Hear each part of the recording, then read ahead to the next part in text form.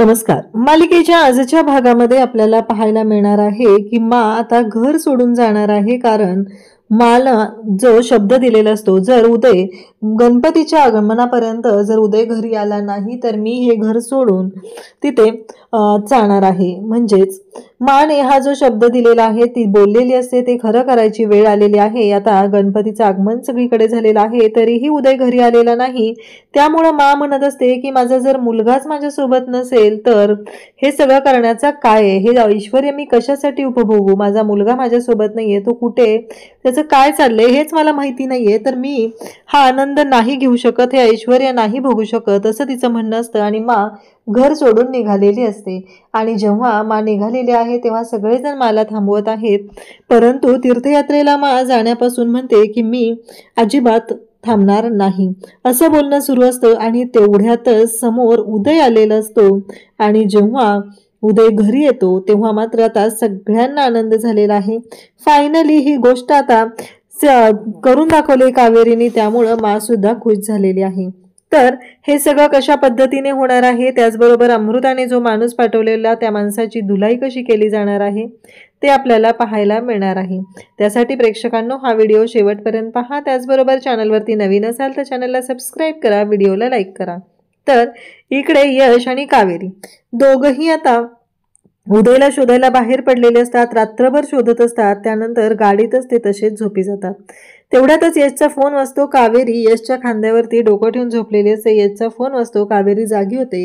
यश म्हणू लागतो की सॉरी. तेव्हा कावेरी म्हणते की नाही, माझा डोळा लागला होता.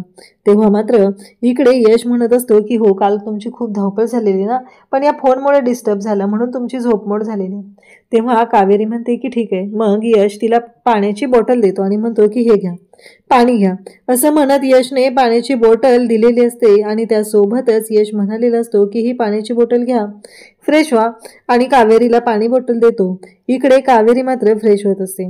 त्यासोबतच यशला फोन आलेला असतो. आता तो फोन कोणाचा आहे हा प्रश्न उभा राहिलेला असतो. म्हणून कावेरी पाणी पिते तोपर्यंत यश त्या व्यक्तीला फोन करतो. त्या व्यक्तीला फोन केल्यानंतर एक गोष्ट हाती लागते, आणि ती म्हणजे की तो जो माणूस असतो तो सांगू लागतो की तुम्ही जे सांगितलेलं आहे त्यांचा पत्ता मला मिळालेला आहे, तुम्ही या ठिकाणी येऊन मला भेटा, मी तुम्हाला तो पत्ता देतो, असं बोलणं झालेलं असतं. तेव्हा यश म्हणतो की आपल्याला निघावं लागेल, कारण त्या माणसाने उदयदादाला पाहिलेलं आहे, तर उदयदादापर्यंत आपल्याला पोहोचण्यासाठी मार्ग सापडलेला आहे. कावेरी म्हणते चालेल चालेल, लगेच जाऊया. आता कावेरीलाही बरं वाटत असतं की उदय सापडलेला आहे, ही गोष्ट खूप आनंदाची असते. म्हणजे माझी काऊ पण तिथेच कुठेतरी असणार, ही एक भाबडी आशा तिच्या सोबत असते. इकडे अमृता मात्र त्या माणसाला फोन करते आणि मग म्हणत असते झालं ना काम. तेव्हा तो म्हणतो अगदी वेळेवर. तेव्हा अमृता म्हणत असते की काही झालं तरीही उदय तर यांना सापडणार नाहीच, पण यांचा वेळ मात्र निघून जाणार आहे, आणि तीच गोष्ट माझ्यासाठी महत्वाची आहे. कारण एकदा का वेळ गेला की ही सुलक्षणा धर्माधिकारी मग हे घर सोडून जाईल, आणि गोष्टी मी ठरवलेल्या होत्या तशा पद्धतीने घडतील, असं इकडे अमृताच्या डोक्यात सुरू झालेलं असतं. आणि अमृता त्याच पद्धतीने सगळं बोलत असते. त्यासोबतच ती म्हणजे तिचा एक राक्षसी वृत्ती आहे, तिला त्या गोष्टींमध्ये खूप रस आहे की धर्माधिकारींना बरबाद करायचं आहे. त्यांच्यामुळं माझी ताई गेलेली आहे ना, तर या सुलक्षणा धर्माधिकारीला मी सोडणार नाही, आणि या सुळाच्या भावनेनंच ती यांच्या घरात येऊन राहिलेली आहे आणि हे सगळं कारस्थान करत आहे. आता तिथं पोहोचल्यानंतर यश आणि कावेरी या दोघांनाही तो व्यक्ती सांगू लागतो की मला त्यांचा पत्ता मिळालेला आहे, मी त्यांना पाहिलेलं आहे. यश आणि कावेरी विचारू लागतात पाहिले म्हणजे कुठं पाहिले तुम्ही, नक्की काय झाले सांगाल का, असं यश आणि कावेरी विचारत असतात. आणि त्याच वेळी यश आणि कावेरीला ते सांगू लागतात की तो एअरपोर्टच्या दिशेने निघालेला होता, एअरपोर्टच्या दिशेने जाताना आम्ही त्यांना पाहिलेलं आहे. हे ऐकल्यानंतर मात्र आता खूप मोठा धक्का बसलेला असतो.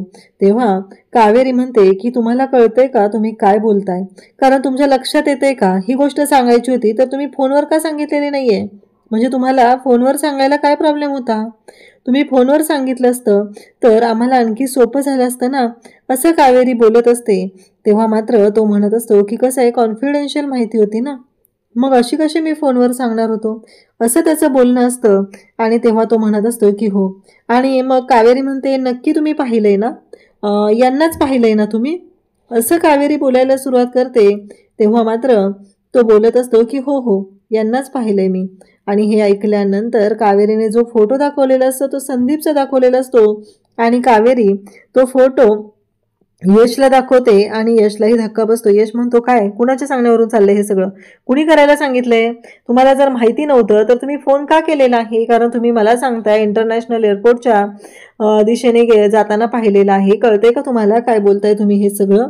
असं कावेरी बोलायला सुरुवात करते आणि त्यासोबतच इकडे पाहायला मिळतं ते म्हणजे की कावेरी आणि यश दोघंही भयानक चिडलेले असतात. तो माणूस म्हणतो की नाही, मला पैसे हवे होते ना तुमच्याकडून, म्हणून मी हे सगळं केलेलं आहे.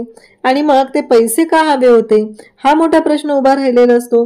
कारण ते पैसे त्याला हवे होते, त्यासाठी त्याने ही सगळी केलेली नाटकं आहेत हे लक्षात आलेलं असतं.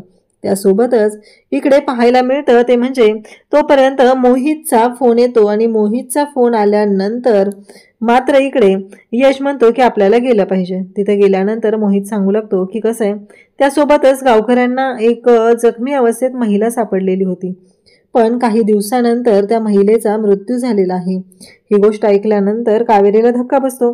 मग यश विचारतो त्यांचा काही फोटो वगैरे, आणि मग ते सांगतात की हो, त्यांचा फोटो आम्ही रिकवर केलेला आहे. तर हा फोटो जेव्हा फोटो दाखवला जातो तेव्हा मात्र इकडे खूप मोठा धक्का बसलेला असतो. कारण तो फोटो पाहिल्यानंतर सत्य समोर आलेलं असतं आणि सत्य मात्र खूपच भयानक असं होतं. कारण त्या फोटोतून ही एक गोष्ट क्लिअर होते ती म्हणजे काव्वा आहे. आणि ती काव्वा आहे ही गोष्ट कळता क्षणी इकडे खूप मोठा धक्का बसलेला असतो आणि त्याचबरोबर कावेरी रडायला सुरुवात करते. त्यासोबतच मोहित तिथल्या जे पोलीस असतात त्यांना सांगतात की त्यांच्यासोबत जे सापडलेलं साहित्य होतं ते साहित्य सुद्धा घेऊन या. आणि जेव्हा ते साहित्य समोर आणलं जातं तेव्हा तर खूप मोठा धक्का बसलेला असतो आणि कावेरी मात्र ढसाढसा रडायला सुरुवात करते. कारण काऊ आता सोडून गेलीये. कारण काही दिवसानंतर त्या महिलेचा मृत्यू झालेला आहे ही गोष्ट सुद्धा मोहितने सांगितलेली असते. आणि आता मात्र कावेरीला धक्का बसतो. कावेरी म्हणू लागते की आता काय करू, या सगळ्यातून कसा मार्ग काढू? कारण काऊ तर सोडून गेलीये. आता हे सगळं कसं पचवायचं आहे हे मात्र कावेरीला कळत नसतं. आणि आता ती म्हणत असते की ही माझी मैत्री, ही माझी काऊ आहे, ही माझी काऊ आहे असं म्हणत कावेरी रडायला सुरुवात करते. तेव्हा मात्र खूप मोठा धक्का बसलेला असतो. या सगळ्या गोष्टीतून मार्ग काढतच तर पुढे जायचं होतं, परंतु आता हे सगळं कळल्यानंतर मात्र इकडे कावेरी रडायला सुरुवात करत असते.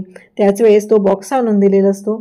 त्या बॉक्समध्ये जे साहित्य असतं ते पाहिल्यानंतर तर कावेरीला आणखी रडू येतं. तेव्हा मात्र ती साडी, जी साडी तिला आठवते त्या साडीमुळंच तिला कळलेलं होतं. आणि ती साडी ज्या दिवशी काऊ होती त्यावेळेस तिच्या अंगावरती ती साडी होती. ती साडी तिथं आणली जाते. तेव्हा मात्र इकडे कावेरी पाहतच राहते. तेव्हा मोहित यशला सांगतो की सांभाळ, आणि मोहित थोडासा तिथून बाजूला निघून जातो. यश मात्र इकडे कावेरीला समजून सांगत असतो. कावेरीला म्हणत असतो की शांत व्हा, शांत व्हा कावेरी. कारण कावेरीची अवस्था खूप वाईट झालेली असते, तिला खूप वाईट वाटत असतं. या सगळ्या गोष्टींमुळं खरं तर खूप अवघड झालेलं होतं. या सगळ्यातून कसा मार्ग काढायचा हा मोठा प्रश्न यशच्या पुढेही राहिलेला आहे. कारण काहीही झालं तरीही यश मात्र खूपच हादरलेला असतो. कारण कावेरीची अवस्था खूप बिकट झालेली आहे. ती खूप रडत असते, तिला खूप वाईट वाटत असतं. कारण या सगळ्या गोष्टींमुळंच आता कावेरीला प्रश्न पडलेला असतो की मी कसा मार्ग काढू या सगळ्यातून. तेव्हा मात्र इकडे यश कावेरीला समजावतो. कावेरीला म्हणतो की तुमच्या चिकूसाठी, माने तुमच्यावर दाखवलेला जो विश्वास आहे त्या विश्वासासाठी तुम्हाला सांभाळावं लागणार आहे.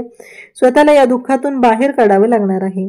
कारण काही झालं तरी उदयदादाला शोधून आणणं खूप गरजेचं आहे असं यश तिला समजावतो.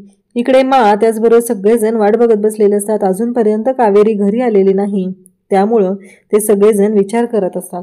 त्याचवेळी अमृता म्हणत असते की कितीही वाट बघा, पण सुलक्षणा धर्माधिकारी, काहीही झालं तरीही तुझ्या मुलाबरोबर भेट मात्र मी घडू देणार नाही अशा भाषेमध्ये ती बोलत असते. कारण तिला माहिती आहे की काही झालं तरीही यांचा वेळ वाया गेलेला आहे आणि हे मात्र त्या उदयला घेऊन येऊ शकत नाहीत असा सगळा तिचा भ्रम झालेला असतो. आणि त्याच पद्धतीने तिने बोलत असते. त्याच वेळी इकडे पाहायला मिळतं कावेरी आणि यश आलेले असतात. तेव्हा विचारते उदय कुठे आहे. तेव्हा कावेरीचा रडवेला चेहरा असतो. एकतर काऊ गेल्याचं ते दुःख असतं आणि कावेरी मात्र खूप रडत असते. तेव्हा मा म्हणते की मला माहिती आहे तुम्ही जीवाची अगदी पराकाष्ठा केलेली आहे, पण उदय तुम्हाला सापडलेला नाही, काळजी करू नका, सगळं व्यवस्थित होणार आहे, अजिबात काळजी करायची गरज नाही असं मा सांगू लागते. आणि तेव्हा मात्र मा आवर्जून म्हणत असते की हे बघ कसं आहे माहिती आहे का, उदयला शोधण्यासाठी तुम्ही दोघांनी खूप प्रयत्न केलेत, पण आपल्याकडे आहे ना अजून एक दिवस आहे, काळजी करायची गरज नाहीये, सगळं व्यवस्थित होणार आहे, आजचा दिवस आहे की पूर्ण, त्यामुळे टेन्शन घेऊ नका असं सगळं बोलणं सुरू असतं. तेव्हा कावेरीला त्या समजून सांगत असतात की काळजी नको करू, सगळं व्यवस्थित होणार आहे. आता मात्र उदय सापडणार याची खात्री माला असते. मा म्हणत असते की हे बघ कावेरी, कसं आहे माहिती आहे का, जेवढा विश्वास तुला नाही त्याच्यापेक्षा कितीतरी कैक पटींनी विश्वास मला तुझ्यावरती आहे, मला खात्री आहे की तू उदयला नक्की घेऊन येणार आहेस असं इकडे मा सांगत आहे. त्यासोबतच इकडे पाहायला मिळतं ते म्हणजे की या सगळ्या गोष्टी जेव्हा घडत आहेत तेव्हा मात्र इकडे कावेरी त्याचबरोबर सगळेजण तिथं आहेत. उदयलाही सांगितलेलं आहे.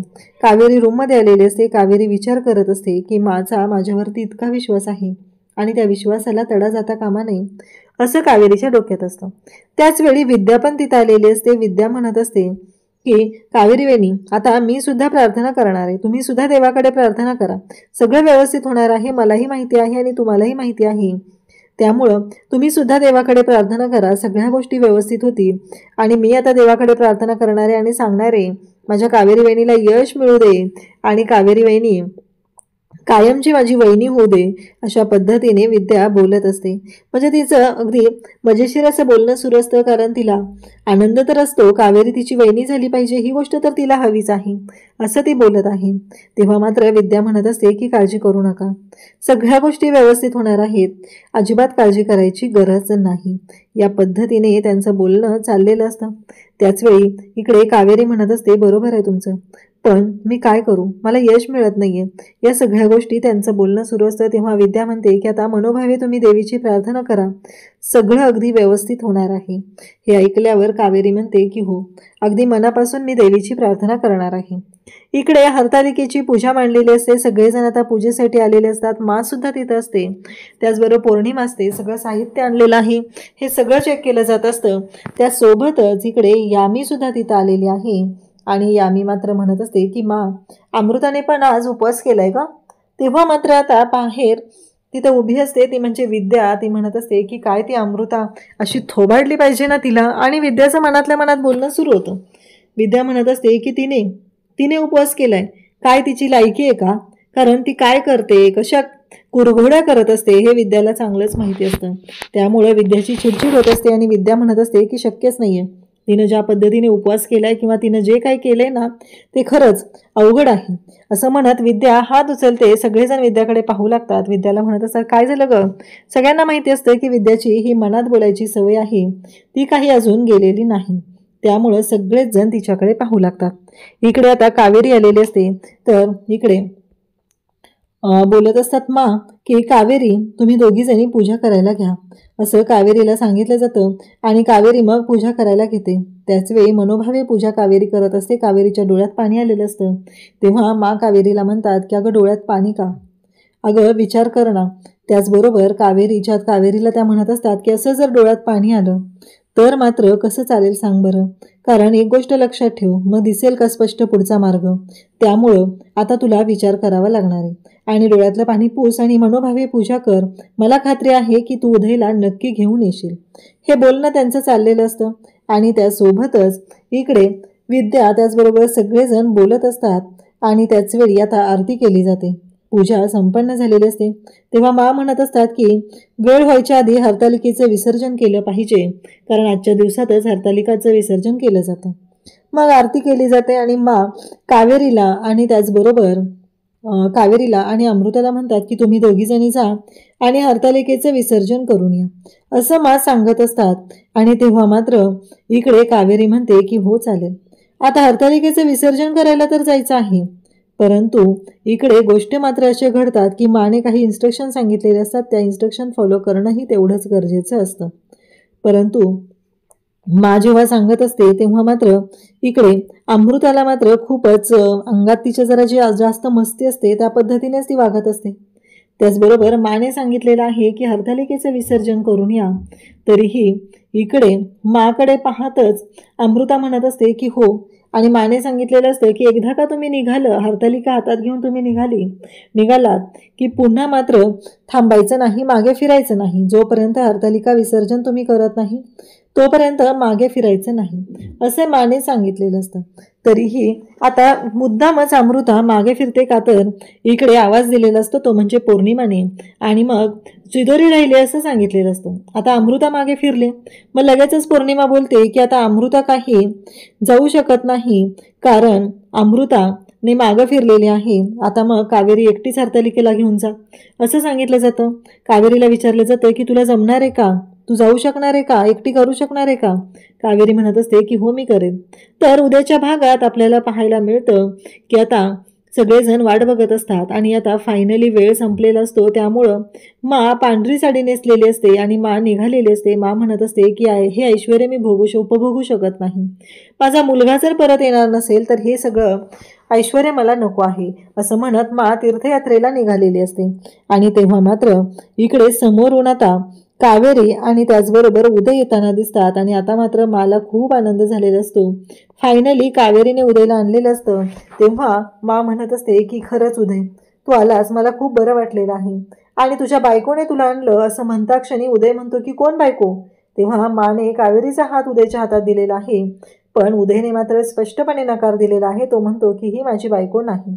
आता मात्र मला धक्का बसलेला आहे. कावेरी आता ह्या गैरसमजातून कसं बाहेर पडणार आहे, हे सगळं संकट कसं झाले पार पडणार, हे मात्र पुढे पाहायला मिळणार आहे. अशाच अपडेटसाठी चॅनलशी कनेक्ट राहा. थँक्यू.